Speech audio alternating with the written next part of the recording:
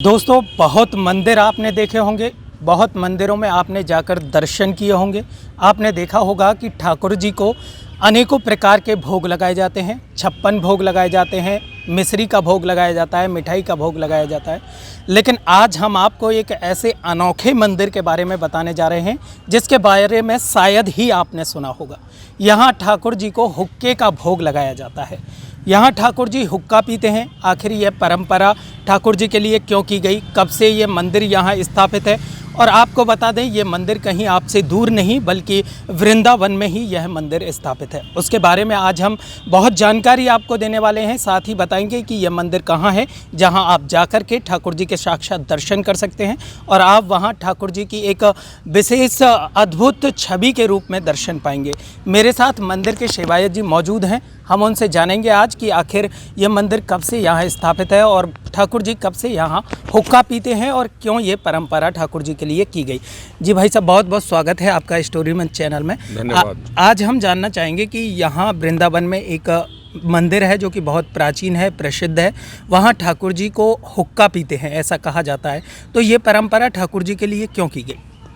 ये जो हमारा तराश मंदिर है, ये 1875 में बनमाली राय, जो तराश नामक तहसील के मालिक थे, जमींदार थे, उन्होंने आकर यहाँ स्थापित किया है। पहली बार वो 1875 में आए थे।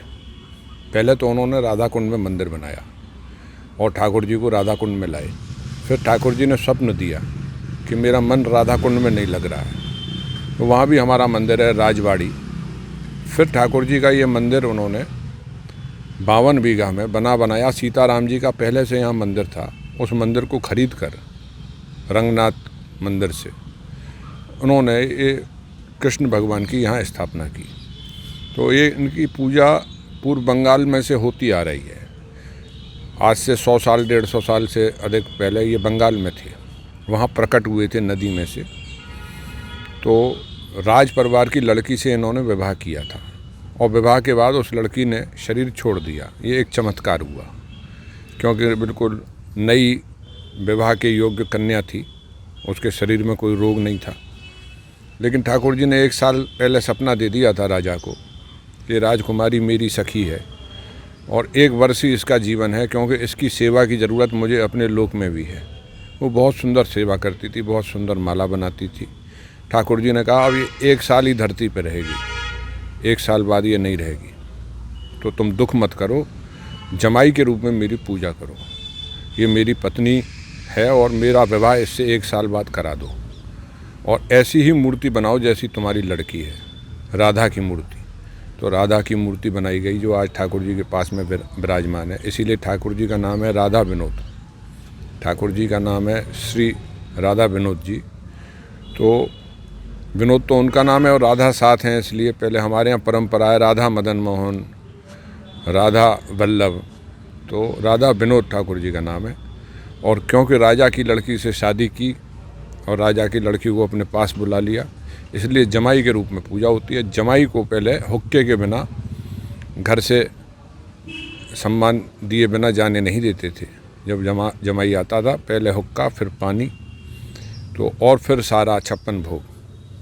तो ठाकुर जी की बहुत राजसी सेवा होती थी। राजा ठाकुर हैं हमारे जमाई ठाकुर, और सबसे विशेषता इनकी यही है कि हुक्के के बिना इनकी सेवा नहीं होती। अगर पुजारी हुक्का रखना भूल जाए तो ठाकुर जी स्वप्न दे देते हैं कि तुम हुक्का रखना भूल गए हो। तो दोनों समय जब भोग लगता है, जिसको आप कह सकते हैं कि लंच और डिनर के बाद, ठाकुर जी को हुक्का ज़रूर रखा जाता है 2 बार दिन में, 1 बार दिन में, 1 बार रात में। अगर हम इस मंदिर की बात करें तो यह मंदिर वृंदावन में कब से स्थापित है? ये 1875 के बाद स्थापित हुआ है और ये 52 बीघा इसका रकबा रहा है। इसमें से 18 एकड़ ज़मीन रामकृष्ण मिशन को दी गई।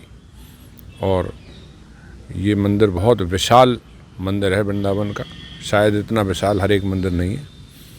और ठाकुर जी का जो श्री विग्रह है वो बहुत सुंदर है। अगर मान लीजिए कोई श्रद्धालु इस मंदिर तक पहुंचना चाहता है, ठाकुर जी के साक्षात दर्शन करना चाहता है, तो उसके लिए ऐसा कौन सा मार्ग है जहां होकर वो इस मंदिर तक पहुंचकर ठाकुर जी के साक्षात दर्शन कर पाए? ये बहुत आसान है इस मंदिर पे पहुंचना, क्योंकि मथुरा वृंदावन जो मेन रोड है उस पर रामकृष्ण मिशन के पास में एक रास्ता ठाकुर जी के मंदिर के लिए जाता है।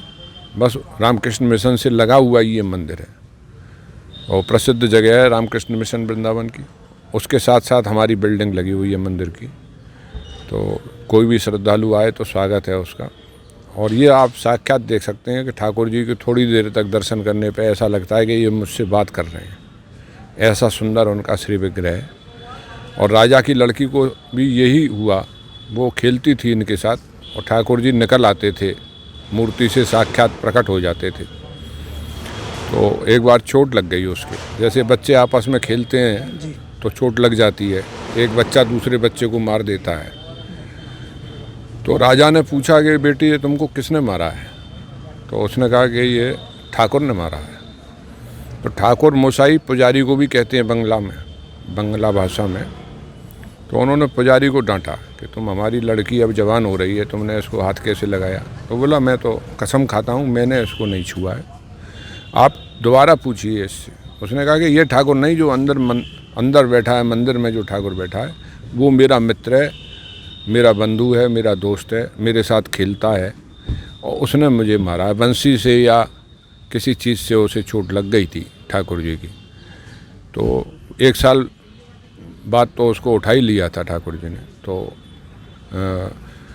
वो साक्षात ठाकुर जी के साथ खेलती थी और उससे बातचीत करती थी ठाकुर जी से। तो ऐसा इतिहास और किसी मंदिर का नहीं है। तो दोस्तों, इस तरीके से हमने तराश मंदिर के इतिहास के बारे में जाना। यहाँ आज भी ठाकुर जी जमाई के रूप में मौजूद हैं और जमाई की जो सेवा की जाती थी पहले, तो बुज़ुर्गों द्वारा हुक्का पानी की व्यवस्था की जाती थी। तो इस तरीके से यहाँ भी आज भी ठाकुर जी को हुक्का की व्यवस्था की जाती है, हुक्के का भोग लगता है। तो इस तरीके से हमने अपने दर्शकों को दिखाया तरास मंदिर का इतिहास। इसी तरह की पौराणिक स्थानों के बारे में जानने के लिए बने रहिए चैनल के साथ, सब्सक्राइब करना ना भूलें।